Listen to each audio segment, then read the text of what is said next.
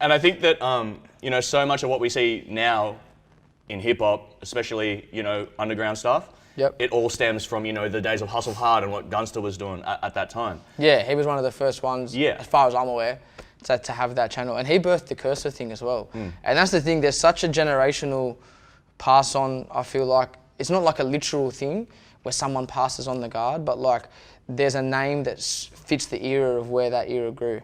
And I feel like, so it started off with Lyrical Commission, just a name. And this is just me naming names I can name. So Lyrical Commission is that first, like, wow, they were smashing it, you know what I mean?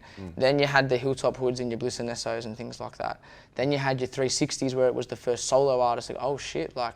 And then you had Kerser where it was like, it was the first us. It was the first just Aussie motherfucker. Like, it wasn't a certain type of way.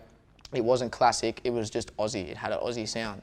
And he was the first one, I think, to give light to the fact that he represents the era of independent artists coming up in Australia and there actually being a general subculture here.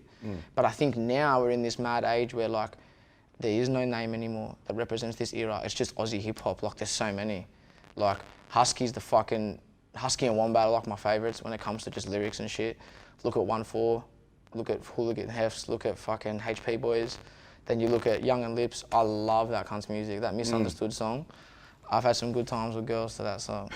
Which one, Misunderstood? That's a fucking banger. That is so good, you know what I mean? And like, you know what, 10 years ago, I reckon if that was to happen, that probably would have got shunned just because it wasn't Aussie. Exactly, But I feel like we're in this new place now, 111 as well, what they're doing too, where just like, there is no voice, there is no name, it's just Aussie hip hop's killing it. More like, diversity. Look at the YouTube charts, look at the charts at the moment.